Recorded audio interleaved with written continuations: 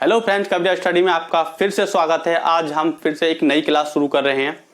आज अर्थव्यवस्था के प्रकार हम पढ़ रहे थे, उसमें एक लास्ट टाइप बचा हुआ है जिसमें विकास के आधार पर अर्थव्यवस्था हमारी रह गई है। विकास के आधार पर अर्थव्यवस्था को कैसे डिवाइड किया गया है या बांटा गया है, उसको आज हम पढ़ते हैं। नए सेशन है। इससे पहले हमने पढ़ा था कि नियंत्रण के आधार पर अर्थव्यवस्था को कितने भागों में बांटा गया है और अंतरराष्ट्रीय संबंधों के आधार पर अर्थव्यवस्था को कितने भागों में बांट गया है। आज के सेशन में हम पढ़ेंगे कि अर्थव्यवस्था के प्रकार में विकास के आधार पर जो अर्थव्यवस्था को बांटा गया है वो कैसे बांटा गया है। अर्थव्यवस्था के प्रकार या टाइप्स ऑफ इकोनॉमी का हमारा लास्ट टाइप बचा हुआ है, जिसमें हम विकास के आधार पर अर्थव्यवस्था को पढ़ेंगे। विकास के आधार पर अर्थव्यवस्था। लास्ट में हमने अंतरराष्ट्रीय संबंधों के आधार पर अर्थव्यवस्था को पढ़ा था। विकास के आधार पर अर्थव्यवस्था का मतलब सीधी सी बात है, कहीं ना कहीं डेवलपमेंट की बात रही होगी या विकास की बात रही होगी। विकास के आधार पर भी अर्थव्यवस्था को कई भागों में डिवाइड किया गया है। पहला हम देखते हैं कैसा। पहला, इसमें अर्थव्यवस्था की जहां हम बात कर रहे हैं वहां पे देशों की भी बात कर रहे हैं। यानी विकास के आधार पर जो अर्थव्यवस्था है, जैसे मैंने लास्ट में पहले ही लेक्चर में आपको बताया था कि अर्थव्यवस्था किसी भी देश के साथ जोड़कर पढ़ी जाती है। इसका मतलब है कि किसी देश का भी नाम यहां पर पढ़ा जाएगा। तो विकास के आधार पर अर्थव्यवस्था में पहला हमारा टाइप होगा कि विकसित देशों का या विकसित अर्थव्यवस्था। इसे हम विकसित देश भी कह सकते हैं और या विकसित अर्थव्यवस्था भी कह सकते हैं। ठीक है, विकसित अर्थव्यवस्था। दूसरा हो जाएगा हमारा इसके अलावा विकासशील अर्थव्यवस्था। विकासशील अर्थव्यवस्था। विकासशील अर्थव्यवस्था के बाद हमारा तो तीसरा टाइप है, उसको हम बोलेंगे अल्प विकसित अर्थव्यवस्था। अल्प विकसित अर्थव्यवस्था। अल्प विकसित अर्थव्यवस्था।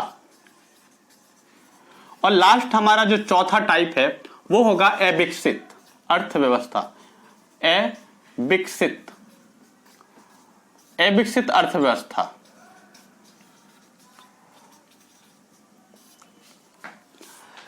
विकसित अर्थव्यवस्था है पहला हमारा, दूसरा विकासशील अर्थव्यवस्था है, तीसरा हमारा अल्प विकसित अर्थव्यवस्था है, चौथा हमारा अविकसित अर्थव्यवस्था है। अब यहां एक एक करके हम उसको समझेंगे कि ये विकसित अर्थव्यवस्था हम किस अर्थव्यवस्था को कहेंगे, विकासशील अर्थव्यवस्था हम किस अर्थव्यवस्था को कहेंगे, अल्प विकसित अर्थव्यवस्था आखिर कौन सी होती है, और जो अविकसित अर्थव्यवस्था की बात कर रहे हैं ये कौन सी अर्थव्यवस्था होती है। इससे पहले हम एक चीज समझते हैं कि अगर हमारी समाज में या हमारी सोसाइटी में कोई व्यक्ति अमीर है तो उसे हम अमीर कब कहेंगे। साधारण सी बात है कि हम देखेंगे उस व्यक्ति के पास अच्छे कपड़े हैं, अच्छा घर है, अच्छी गाड़ी में जाता है, वो लग्जरी गाड़ी में जाता है, और उसके पास अपनी चल अचल संपत्ति है, यानी कि प्लॉट है, मकान है, जमीन जायदाद है, बहुत सारी चीजें हैं। इन सभी चीजों को देख के हम कहेंगे कि वो व्यक्ति अमीर है। बात बराबर है कि कोई व्यक्ति क्या होगा, अमीर तब होगा जब हम उसे देखेंगे कि वो व्यक्ति अच्छी कार में चलता है, वाहन यानी व्हीकल उसके पास अच्छे खासे हैं। दूसरा, उस व्यक्ति के पास क्या है, उस व्यक्ति के पास काफी पैसा है, धन दौलत है, उसका जो मकान है, घर है, जो भी है वो काफी ज्यादा अच्छा है, शानदार है। उस व्यक्ति को हम अमीर कहेंगे। यहां भी अमीरी गरीबी से ही सारा कॉन्सेप्ट बनता है। यानी विकसित का मतलब है जो बहुत अमीर हैं, विकासशील का मतलब है जो अभी अमीरी के दौर में चल रहे हैं, यानी कि वो अभी पूरे अमीर नहीं हुए हैं लेकिन हाँ अच्छी खासी स्थिति में हैं। तीसरा है जो इनसे थोड़ा कम है लेकिन इनसे अधिक अच्छे हैं, जिनकी स्थिति काफी अच्छी है। जैसे हमारे समाज में, सोसाइटी पे मिडिल क्लास फैमिली होती है, तो विकासशील देशों को भी मिडिल क्लास फैमिली मान सकते हैं। अब हम पहले इन्हें एक एक करके समझते हैं कि ये होते क्या हैं। विकसित अर्थव्यवस्था कौन सी अर्थव्यवस्था है, इनको हम तीन तरीके से समझेंगे। पहला, हमारे पास एक शब्द है तकनीकी। दूसरा है मानव संसाधन।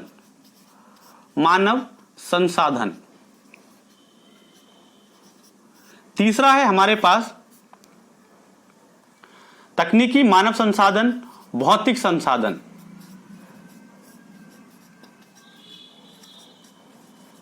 और हमारा आखिर है प्राकृतिक संसाधन। इनको आपको बहुत अच्छे से समझ लेना है एक बार, और मैं गारंटी से कहता हूं कि अगर आपने एक बार ध्यान से पढ़ लिया या समझ लिया मेरे साथ, तो फिर आप जीवन में भी इन सब चीजों को कभी नहीं भूल पाएंगे। इसलिए आप इनको ध्यान से पढ़िएगा और ध्यान से समझिएगा। विकसित अर्थव्यवस्था तब अर्थव्यवस्था कही जाएगी कि उसके पास मानव संसाधन यानी लोग काफी है, व्यक्ति, वहां रहने वाली जो जनसंख्या है वो काफी ठीक ठाक है, यानी कि जितनी जरूरत हो सकती है आवश्यकता के अनुसार वो ठीक है। जैसे मान लीजिए कोई एक घर है, कहते हैं ना कि घर में कई सारे लठैत होते हैं, तो लठैत का मतलब है कि कई सारे लोग वहां पे रहने वाले हैं, ठीक है, यानी एक घर में 3-4 लोग, आदमी भी हैं और लेडीज भी हैं, सारे लोग रहते हैं, तो इसका मतलब है वो भरा पूरा परिवार है। अगर उस घर के अंदर जो आदमी या जो लेडीज हैं वो दोनों के दोनों क्या हो, काम करने वाले हों, वर्किंग हो, या फिर दोनों पढ़े लिखे हों, अच्छे खासे हों, उनकी इनकम भी काफी ठीक हो, और वो सारी चीजों का यानी जो संसाधन होते हैं, तकनीकी संसाधन, उनका भी इस्तेमाल करते हो, जैसे फोन चला रहे हैं, गाड़ी चलाना भी जानते हैं और कई सारे काम करने जाते हैं, ठीक है। तो ये सारे काम, यानी कि ये जो मानव संसाधन है, जो लोग हैं, ये लोग तकनीकी स्तर पर भी अच्छे होने चाहिए, और इनके पास क्या होना चाहिए, काफी संसाधन होने चाहिए, पैसा धेला भी होना चाहिए।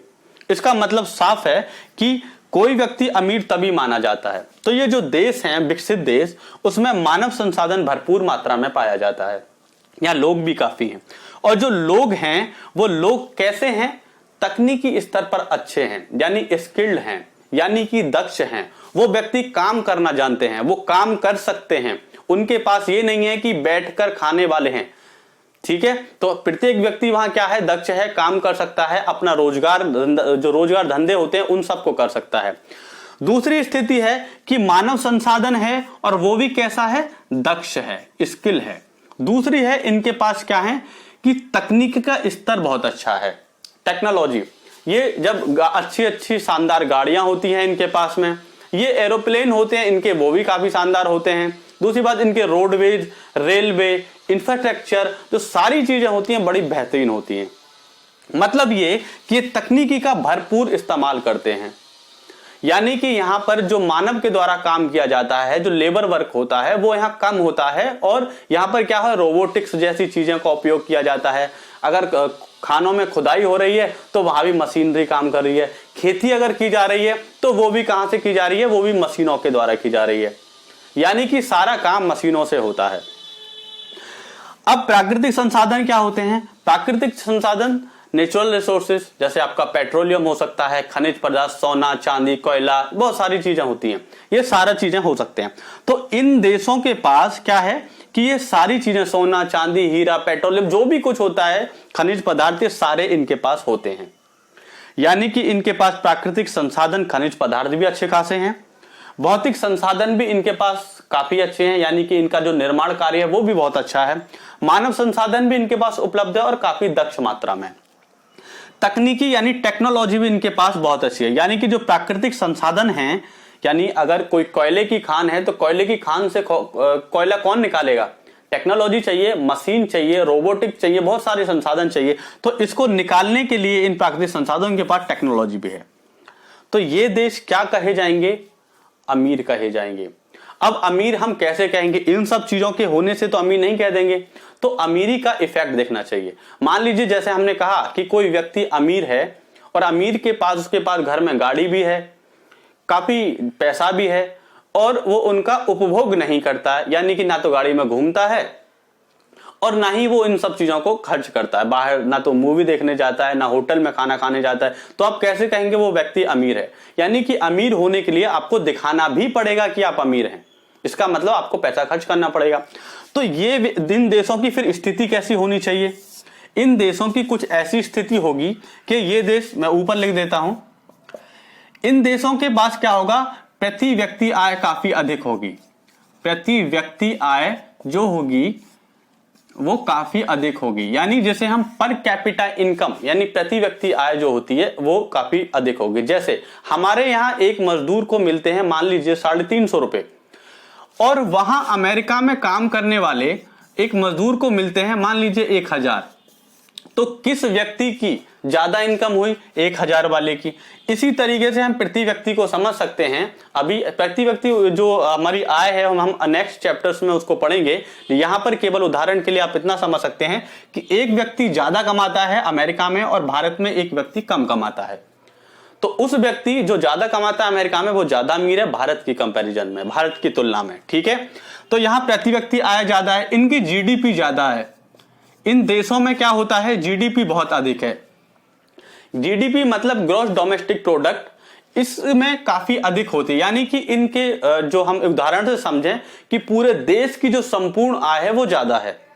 यानी कि एक परिवार की बहुत ज्यादा आय है तो वो क्या माना जाएगा कि परिवार काफी अमीर है। तो इस देश की भी जीडीपी बहुत अधिक है, भारत से काफी अधिक मानी जाएगी, तो ये देश अमीरी में आएंगे। इनकी जीडीपी अधिक है, प्रति व्यक्ति आय भी इनकी अधिक है। दूसरी जो यहाँ के लोग रहते हैं, यहाँ जो रहने वाले निवासी है, उनकी जीवन प्रत्याशा भी बहुत अधिक है। जीवन प्रत्याशा का मतलब होता है कि ये लंबे समय तक जीवित रहते हैं। ऐसा नहीं है कि भारत के लोग लंबे समय तक जीवित नहीं रहते हैं, लेकिन ऐसा माना जाता है कि अमेरिका में रहने वाला लोग की जीवन प्रत्याशा भारत में रहने वाले लोगों से कहीं अधिक होती होगी। क्यों? क्योंकि यह अमीर का जीवन जीते हैं। इनके पास मेडिकल फैसिलिटीज, यानी कि इनके पास क्या है? इनके पास चिकित्सा की प्रणाली अच्छी खासी है, डॉक्टर्स बहुत अच्छे हैं, जो हॉस्पिटल्स हैं वो काफी अच्छी हैं, मेडिकल सेक्टर काफी डेवलप कर गया है।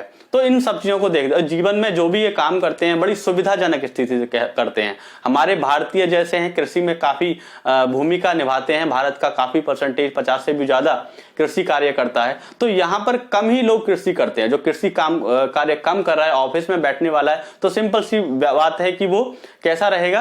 काफी साफ सुथरा रहेगा। तो माना जाता है कि ये व्यक्ति कम थकेगा। तो यह व्यक्तियों की जीवन प्रत्याशा ज्यादा होगी। नेक्स्ट है कि इन व्यक्तियों में गरीबी भी कम होगी। जब अमीरी ज्यादा है, सीधी सी बात है, अमीर है तो गरीबी कम होगी।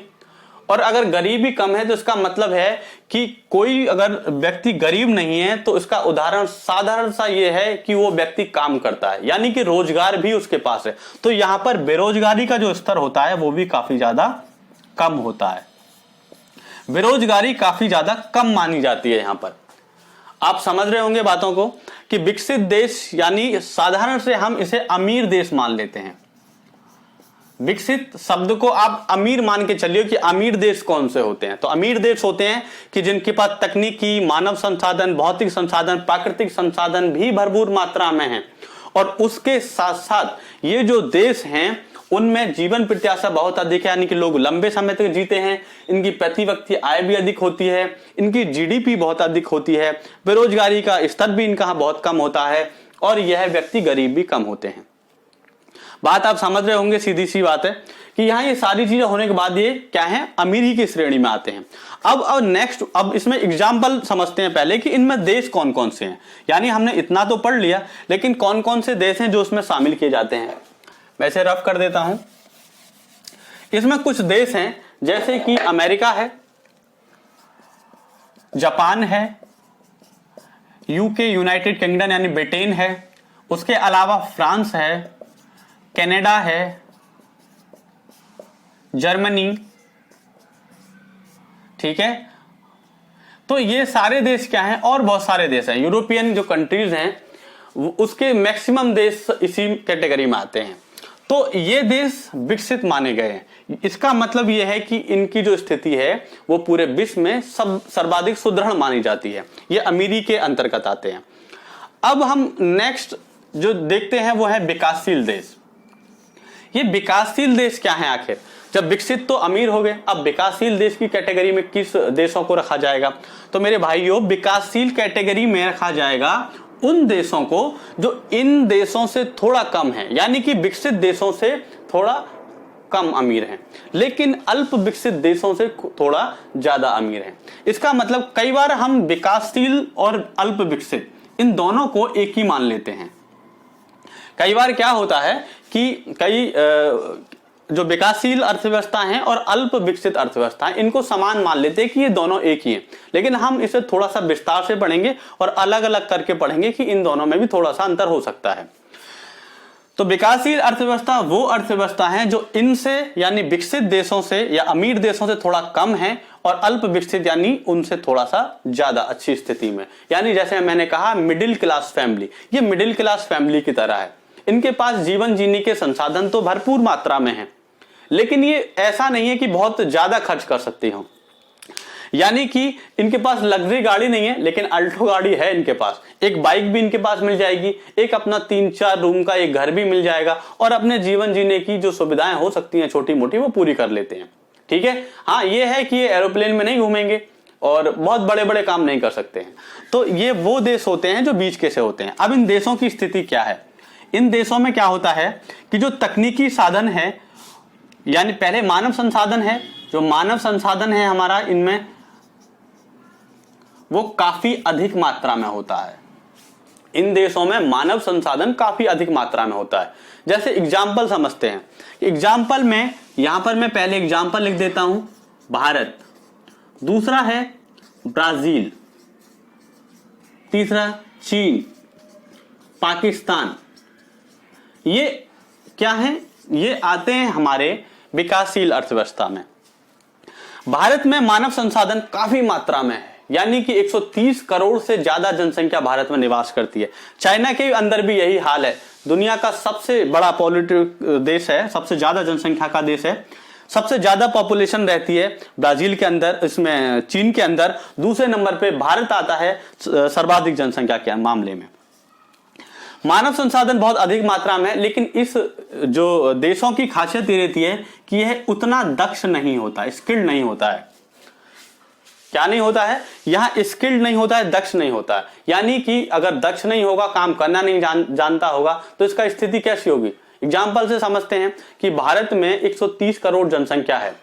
130 करोड़ जनसंख्या होने के बाद भी भारत में काफी युवा है, और युवा को अगर रोजगार नहीं मिल पाता है तो उसका कारण यह है कि यहां पर कोई व्यक्ति ग्रेजुएट हो तो जाता है, पोस्ट ग्रेजुएट भी हो जाता है, लेकिन वह कुछ काम करना नहीं जानता है। यहां व्यक्ति 25, 30 और 35 साल का हो जाता है, गवर्नमेंट सेक्टर की तैयारी कर रहा है या कुछ भी सेक्टर की तैयारी कर रहा है, लेकिन उसके पास कोई स्किल नहीं है, काम करना नहीं जानता। अगर यही स्थिति अमेरिका में जाएंगे तो वहां पर एक कम उम्र का लड़का 15, 16, 17 साल के लड़के भी वहां पर अपनी पॉकेट मनी के लिए पैसे कमा सकते हैं। इसका मतलब साधारण सा है कि यहां पर क्या है कि मानव तो बहुत है, यानी लोग तो बहुत रहते हैं, लेकिन उनके पास स्किल की कमी है, और स्किल की कमी के कारण यहाँ लोगों को क्या नहीं होता? रोजगार नहीं मिल पाता। जब रोजगार नहीं मिल पाता तो यहाँ की स्थिति काफी खराब रहती है, यानी गरीबी काफी बढ़ी रहती है। दूसरा, जो प्राकृतिक संसाधन होते हैं, इन देशों में प्राकृतिक संसाधन होते हैं लेकिन थोड़े कम मात्रा में होते हैं, और जो कम मात्रा में भी होते हैं उनकी जो क्वालिटी होती है वो काफी खराब होती है। यानी कि प्राकृतिक संसाधन भारत में पेट्रोलियम है, लेकिन कुछ क्षेत्रों में है, इतनी मात्रा में नहीं है जैसे कि सऊदी अरब में मिलेगा आपको, जैसा कि अमेरिका में मिलेगा, रशिया में मिलेगा, ऐसे भारत में नहीं पाया जाता, यानी थोड़ी मात्रा में। इसलिए भारत क्या करेगा? पेट्रोलियम को बाहर यानी गल्फ कंट्रीज से मंगाएगा, अरब देशों से भारत पेट्रोलियम मंगाएगा और अपना बहुत सारा खजाना उन देशों को दे देगा।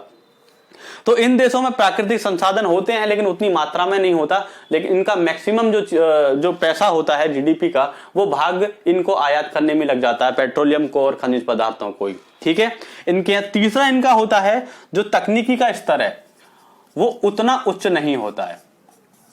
तकनीकी इनके यहाँ होती है लेकिन उतनी उच्च मात्रा में नहीं होती है जितनी की विकसित देशों में होती है। तो सीधी सी बात है, आप समझ गए होंगे कि ये देश में मानव संसाधन भरपूर मात्रा में है, प्राकृतिक संसाधन हैं लेकिन कम हैं, और तकनीकी भी उतनी अच्छी नहीं है जितनी कि इन देशों में होती है। ठीक है, इसका उदाहरण है भारत, ब्राजील, चीन और पाकिस्तान।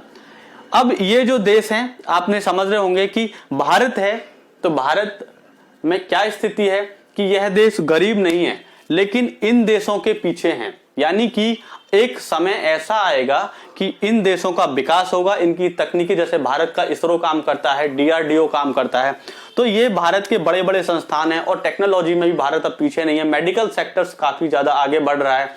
ये सारे जो क्षेत्र हैं, कृषि में भी भारत ने काफी ज्यादा उन्नति की है, उद्योगों में भी भारत ने उन्नति की है। तो ये सेक्टर्स क्या हैं, धीरे धीरे डेवलप होंगे और एक समय के बाद भारत या ब्राजील या चीन जैसे देश विकसित अर्थव्यवस्थाओं की श्रेणी में आ जाएंगे।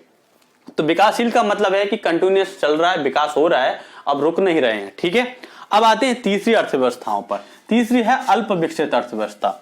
अल्प विकसित जैसे शब्द से ही पता चल रहा है, लीस्ट डेवलप्ड होते हैं। अल्प विकसित का मतलब है कि कम विकास हो पाया। इन देशों की खासियत यह है कि मानव संसाधन इनके पास है, इनके पास तकनीकी, सबसे पहले लिखते हैं मानव संसाधन इनके पास है, उसके अलावा इनके पास प्राकृतिक संसाधन भी भरपूर मात्रा में है। इनके पास प्राकृतिक संसाधन भी भरपूर मात्रा में है और मानव संसाधन भी है, लेकिन दिक्कत कहां है? इनके पास तकनीकी नहीं है। इन देशों के पास तकनीकी यानी टेक्नोलॉजी नहीं है। अब प्राकृतिक संसाधन यानी कोयले के काफी ज्यादा भंडार हैं, लेकिन उन भंडारों को कोयला निकालने के लिए या पेट्रोल निकालने के लिए आपके पास टेक्नोलॉजी ही नहीं है, तो आप कहां से उसका इस्तेमाल करेंगे? इसका मतलब आपके पास टेक्नोलॉजी की कमी की वजह से इस प्राकृतिक संसाधनों का आप दोहन नहीं कर पाते या उनको जमीन से नहीं निकाल पाते। और जब आप जमीन से नहीं निकाल पाएंगे तो आपका विकास कैसे होगा?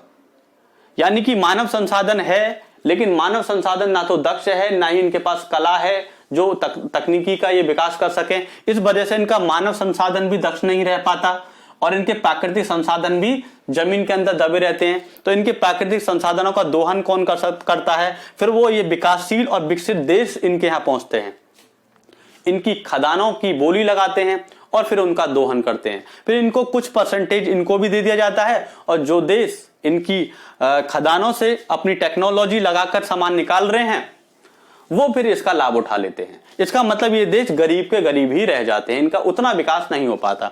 तो मानव संसाधन नहीं मतलब इनका दक्ष नहीं हो पाता, गरीबी लगातार फिर बढ़ती रहती है, बेरोजगारी बढ़ती रहती है, महंगाई बढ़ती रहती है। तो इन देशों की स्थिति काफी खराब रहती है। ठीक है, आप समझ गए होंगे। लास्ट अर्थव्यवस्था है हमारी जिसको हम अविकसित कह सकते। इनमें कुछ एग्जाम्पल भी समझिएगा अल्प विकसित में। जैसे अफ्रीका जो कॉन्टिनेंट है, अफ्रीका महाद्वीप है, उसके बहुत सारे देश इसमें आते हैं। जैसे चांड है, बुरुंडी है और लीबिया है। इस टाइप के बहुत सारे देश हैं जो इसमें आते हैं, जिनके पास प्राकृतिक संसाधन है, मानव संसाधन भी। तंजानिया है, लेकिन वो देश इतना विकास नहीं कर पाए हैं, इसलिए उन श्रेणी में रखा जाता है। अफ्रीका के कुछ देशों को इसमें शामिल किया जा सकता है। लास्ट है हमारा अविकसित अर्थव्यवस्था। अविकसित अर्थव्यवस्था में उन देशों को रखा जाएगा जिनका बिल्कुल भी विकास नहीं हुआ है, यानी कि वो देश जो खुद तो कुछ उत्पन्न कर ही नहीं सकते हैं और दूसरी अर्थव्यवस्थाओं पर निर्भर होते हैं, या कि इनके जीवन के लिए इनको दूसरी अर्थव्यवस्थाओं पर निर्भर होना पड़ेगा। एग्जाम्पल, जैसे इनके पास मानव संसाधन बहुत कम है, यानी यहाँ जो लोग रहते हैं वो बहुत कम मात्रा में, गिने चुने लोग रहते हैं। दूसरा, इनके पास तकनीकी बिल्कुल जीरो है, तकनीकी इनके पास है ही नहीं। तीसरा है हमारे पास, जैसे हमने कहा प्राकृतिक संसाधनों की बात की हमने, तो इनके पास प्राकृतिक संसाधन भी नहीं है, इनके पास मानव संसाधन भी नहीं है, इनके पास तकनीकी संसाधन भी नहीं है, प्राकृतिक संसाधन नहीं है। अगर ये तीनों ही चीज नहीं है तो सीधी सी बात है कि यहाँ पर क्या होगा, यहाँ पर जो भौतिक संसाधन है, यानी रोडवेज हो गया, रेलवे हो गया, बहुत सारी चीजें आज के अंदर आती हैं, इंफ्रास्ट्रक्चर हो गया, बैंकिंग सेक्टर हो गया, चिकित्सालय हो गए, हॉस्पिटल्स हो गए, ये सारी चीजें इनमें फिर इतनी ज्यादा डेवलप नहीं हो पाती हैं। तो इनको, इनके जो रहने वाले लोग हैं उनके लिए और जो देश है, जैसे अमेरिका है, भारत जैसे देश हैं, ये क्या देते हैं, इनके यहाँ ग्रांट देते हैं, अनुदान देते हैं, उसी पर इनका जीवन चलता है। जैसे अब इसमें कुछ देश को देखेंगे, जैसे पहला उदाहरण है हमारे पास कुछ द्वीपीय देश होते हैं। द्वीपीय देश, द्वीपीय देश का मतलब आइलैंड होते हैं। आइलैंड जो समुद्र के अंदर जगह उभर के चली आती है, उस पे रहने वाले कुछ लोग हैं, जैसे सेशेल्स हो गया, मालदीव हुआ, उसके बाद मेडागास्कर है। ऐसे कई सारे देश हैं जो कि इस श्रेणी में आते हैं, द्वीपीय देश हैं। उसके अलावा ध्रुवीय देश हैं। ध्रुवों पे रहने वाले पोल्स में, नॉर्थ पोल और साउथ पोल, अंटार्कटिका और अटलांटिक में, इन दोनों पे जगह पर रहने वाले लोगों की स्थिति क्या है कि यहाँ पर भी कोई संसाधन है नहीं, यह भी बड़े मुश्किल से जीवन जीते हैं, बर्फ का जीवन होता है इनका। तो यह भी दूसरे देशों की जो तकनीकी है उन पर निर्भर होते हैं। द्वीपीय देश होते हैं, ध्रुवीय देश होते हैं, और एक देश इनमें सहारा रेगिस्तान के भी होते हैं। सहारा जो रेगिस्तान है उसमें रहने के जो एरिया में कुछ देश आते हैं, छोटे मोटे देश आते हैं, उनको भी इसमें शामिल किया जाता है। इसका मतलब एक बार हम फिर से थोड़ा सा रिवाइज करेंगे इसे जल्दी से। अर्थव्यवस्था के प्रकार में विकास के आधार पर अर्थव्यवस्था से सबसे पहले हमने अर्थव्यवस्था के प्रकार में हमने 3 प्रकार को देखा था। पहला प्रकार था हमारा नियंत्रण के आधार पर। वहां हमने नियंत्रण के आधार पर देखा था कि सबसे पहले पूंजीवादी अर्थव्यवस्था होती है, दूसरी अर्थव्यवस्था हमारी समाजवादी होती है और तीसरी अर्थव्यवस्था होती है मिश्रित अर्थ पर, जो भारत जिसका उदाहरण था। भारत में अगर क्वेश्चन पूछा जाता है तो मिश्रित अर्थव्यवस्था का उदाहरण था। अर्थव्यवस्था के प्रकार में दूसरा प्रकार था हमारा विकास के आधार पर। विकास के आधार पर अर्थव्यवस्था में आज हमने पढ़ा विकसित अर्थव्यवस्था, विकासशील अर्थव्यवस्था, अल्प विकसित अर्थव्यवस्था और अविकसित अर्थव्यवस्था। तीसरा प्रकार जो हम ऑलरेडी पढ़ चुके हैं वो था अंतरराष्ट्रीय संबंधों के आधार पर, जिसमें क्लोज्ड और ओपन इकोनॉमी थी, यानी बंद अर्थव्यवस्था और खुली अर्थव्यवस्था थी। आज ये अंतिम प्रकार था विकास के आधार पर, विकसित, विकासशील, अल्पविकसित और अविकसित। अब यहाँ पर देखते हैं कि क्वेश्चन जो आता है भारत कैसी अर्थव्यवस्था है, बहुत सारे एग्जाम्स में पूछा गया, रेलवे में पूछा गया है, बैंकिंग्स में पूछा गया है और भी अन्य जो पुराने स्टेट पीसीएस के एग्जाम में वहां भी पूछा गया है कि भारत कैसी अर्थव्यवस्था है। तो भारत विकासशील अर्थव्यवस्था है, जिसे हम क्या बोलते हैं, डेवलपिंग बोला जाता है। ये डेवलप्ड होते हैं, ये डेवलपिंग होता है। तो ये डेवलप्ड जिनका विकास हो चुका है, जो डेवलपिंग है यानी कि अभी उस दौर में है, जो डेवलप के दौर में जाने के लिए तैयार बैठी है, यानी कि इनका विकास कुछ दिन बाद, कुछ समय के बाद यहां हो जाएगा। तो आपको अगर पूछा जाए आपसे कि विकसित देश कौन से होते हैं, तो यूरोपियन यूनियन के बहुत सारे लगभग देश हैं। उसके अलावा अमेरिका है, जापान है, सऊदी अरब है। ये देश जिनके पास काफी अथाह धन है, संपत्ति है, वो देश अमीर देश कहे जाते हैं। विकासशील देश में जैसे भारत आता है, ब्राजील, चीन और पाकिस्तान आता है। अल्प विकसित में मैंने कहा कि अफ्रीका कॉन्टिनेंट के कुछ देश शामिल होते हैं और अविकसित अर्थव्यवस्थाओं में द्वीपीय देश, ध्रुवीय देश और सहारा रेगिस्तान के देश होते हैं। उम्मीद करता हूं ये जो वीडियो है आपको बहुत अच्छी लगी होगी, ये जो लेक्चर्स है आपको बहुत अच्छा लगा होगा, आपको सारा कॉन्सेप्ट इससे क्लियर हो गया होगा। अगर कोई भी कॉन्सेप्ट या कोई भी चीज की प्रॉब्लम है, आपको समझ नहीं आया है, तो आप कमेंट बॉक्स में लिख सकते हैं। मैं अगले जो नेक्स्ट लेक्चर होगा उसमें प्रयास करूंगा कि उन चीजों को आपको सॉल्व करा सकूं। आज की क्लास हम यहीं खत्म करते हैं। थैंक यू, धन्यवाद।